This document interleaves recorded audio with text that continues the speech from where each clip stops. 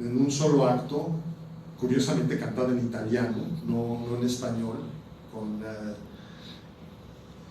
Es interesante porque es de los pocos intentos que ha habido por parte de autores mexicanos, pero la verdad es que no es muy buena, porque Aniceto Ortega era compositor por afición, pero no por profesión. Era un notable médico del siglo XIX. Entonces, cuando componía, pues componía, digamos, de manera decorosa, pero no era un gran compositor. Pues no es una gran ópera.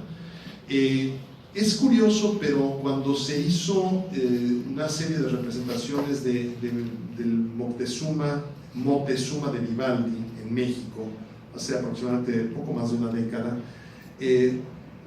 yo recuerdo que hubo una iniciativa de unos intérpretes en cambiar el libreto. Yo a la sazón estaba al frente del Consejo Nacional para la Cultura y las Artes y me solicitaron un patrocinio. Y dije, sí, me parece muy, muy interesante. Querían cambiar el libreto y contar con la música de Vivaldi la misma historia, pero con la visión de los vencidos de Miguel León Portilla.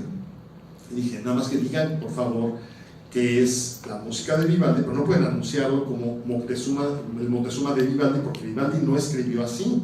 Vivaldi escribió para un libreto determinado. Por honestidad intelectual hay que decir, esto está basado en la música de Vivaldi, para hacer...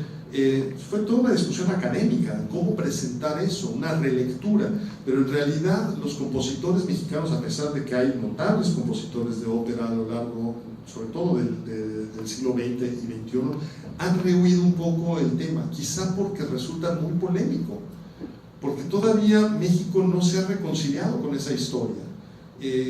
Quizá ahora, a 500 años prácticamente de ese encuentro, empecemos a ver las cosas con mayor objetividad. Sin embargo, yo creo que la mejor síntesis que hay sobre la caída de Tenochtitlán está en Tlatelolco. Tlatelolco es el último reducto en haber caído en manos de los españoles el 13 de agosto de 1521. Y ahí hay una placa que dice, el 13 de agosto de 1521 cayó Tenochtitlan después de haber sido heroicamente defendida por Cuauhtémoc. Y a continuación dice lo que para mí es lo más importante, dice, no fue triunfo ni derrota, sino el doloroso nacimiento de lo que es el México de hoy. No sé de quién es esa frase. Puede que sea o de Jaime Torres Bodet, o de López Mateos, o atribuida a López Mateos, porque es como de esa época que se colocó la inscripción. No lo sé, he tratado de dar con la autoría, pero creo que eso es lo que tiene que explicarnos. No es triunfo ni derrota, es un parto, y los partos son muy dolorosos. Pero si no somos capaces de explicar ese encuentro como algo fructífero, difícilmente podremos tener un futuro promisorio. Tenemos que reconciliarnos con esa historia, no para hacer ni exaltación ni de los sacrificios humanos ni de los hechos cruentos de la conquista, pero tampoco podemos hacer denuesto de lo que sucedió hace 500 años con la mentalidad contemporánea, mientras que los que lo actuaron o lo realizaron tenían la mentalidad de hace 500 años.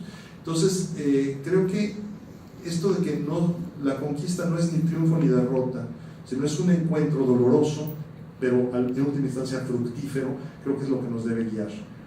Ojalá, como consecuencia de los 500 años, haya alguna buena ópera mexicana sobre un hecho tan polémico, pero creo que sigue siendo un asunto que causa un tanto de desconcierto cómo tratarlo, porque casi siempre hacer una ópera sobre todo implica tomar un cierto partido. Es muy difícil llegar a esa objetividad que creo que la hay en el Montezuma de Roger Sessions, y creo que lo hay en el de Gianfrancesco de Mayo, que nos he estado comentando. ¿Alguna otra pregunta, por favor? Pues, antes que nada, una felicitación muy grande por tan hermosa conferencia, ¿no? Yo lo llamaría una conferencia ópera, riquísima en todos los sentidos. Desde luego que aparte de hablar de ópera, ha sido una lección de historia, tantos datos para conformar un libreto, ¿no? Lo hace meritorio. Esta conferencia tuya es, la verdad, es un documento que creo que deberíamos aprender todos. El tema de la ópera, desde el concepto de nuestra comunidad cultural, aparte de considerarse excelso, ya viste otra conferencia de la ópera como el arca de Noé de la cultura occidental, la ópera como el gran camino, que hay esfuerzos aquí también de perder esfuerzos en relación a hacer ópera, pero hay el concepto de que la ópera es cara, que es muy cara producir la ópera, que es tan magnificente que nos queda lejos a ciudades que precisamente no tenemos un gran presupuesto para la cultura, los recursos, tanto de teatro como de música, como de artistas para hacer ópera. Entonces, esa sería mi inquietud. ¿Qué tan cara es? Tan cara es, primero, y si hubiera alguna forma de hacerla más sencilla, más accesible a la gente, ¿no? Aquí tenemos un teatro que ha llevado fabuloso, sí, de querer llegar a la ópera, pero nada más que cuando empezamos a hablar con el secretario de Cultura de que hay que rentar un camión enorme para traer una escenografía, ahí empezamos a llorar. Bueno, a ver, o sea, no sé si estoy... No, creo que es muy buena pregunta, querido Alejandro. Mira, primero, la ópera es una gran extravagancia. Sí, cuesta medios hacer bien la ópera porque son muchos ingredientes. Ahí está el secreto. Es decir, no podemos hacer un mole, un buen mole, sin 50 ingredientes. Y la ópera, si me permiten el símil, es una especie de mole. Es decir, hay muchos elementos y no son de fácil combinación. ¿Quién pensaría que el chocolate y el chile se llevan con el guajolote y al mismo tiempo las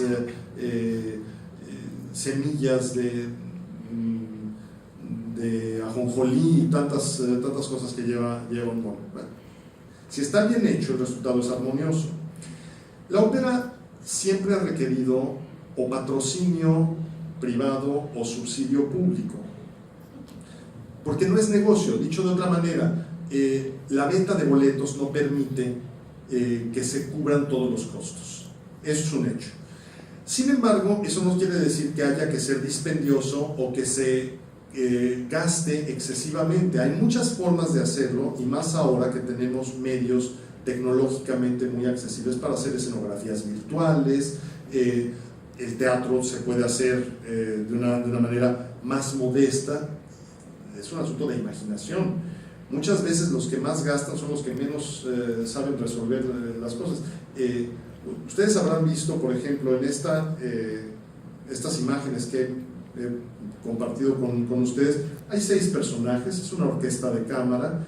El escenario prácticamente no era construido, había sí el cráneo construido, todo lo demás era luz y proyección, salvo la maqueta. Es decir, elementos construidos, había una maqueta que no era demasiado cara y un cráneo que subía, bajaba y se articulaba con una estructura de fierro recubierto con fibra de vidrio, pintado. Lo demás eran proyecciones. Consecuentemente, hay manera de resolver la realización operística. Estamos hablando además aquí con varios jóvenes artistas, estudiantes de artes visuales y demás. La escenografía puede resolverse de múltiples maneras. Si queremos hacer todo volumétrico, con hoja de oro, con madera labrada, etc., pues, claro, va a ser un poco más caro, pero pues sí, o mucho más caro.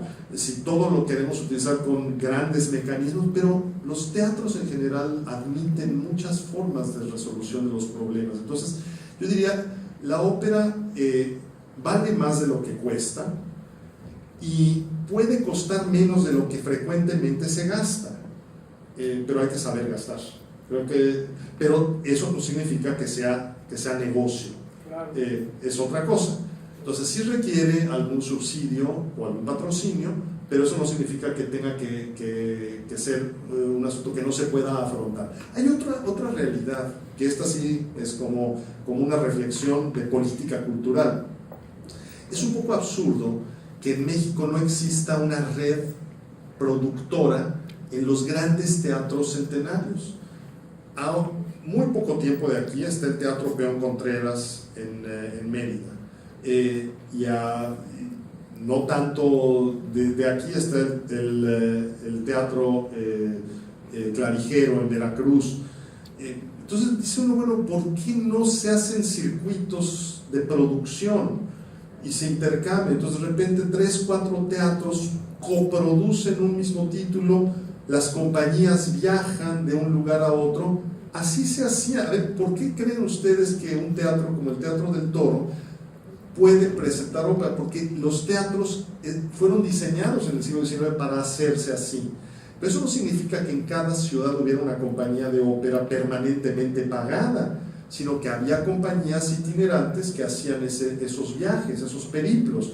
Bueno, lo mismo podemos decir, ¿por qué no van a coproducir en el otro extremo geográfico Hermosillo, Tijuana, Culiacán y Mazatlán? Llegamos al extremo absurdo de que en Sinaloa lo que se hace operísticamente en Culiacán no se presenta en Mazatlán y viceversa. Compiten entre sí. Dicen, bueno, pero ¿qué necesidad? El público culichi no va a competir con el público mazatleco.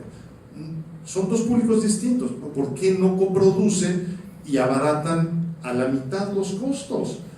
Y si hay más teatros que coproduzcan, el circuito natural entre Aguascalientes, Zacatecas, San Luis Potosí, León y Guadalajara, por ejemplo, pero no solemos tener esa visión de planificación y de armonía de un propósito común, porque cada quien quiere manejar sus propias decisiones independientemente de los demás. Es un asunto de política cultural que creo que tendríamos que empezar a saber trabajar más en equipo, y eso sirve para la economía, para la política o para la selección nacional o para hacer ópera.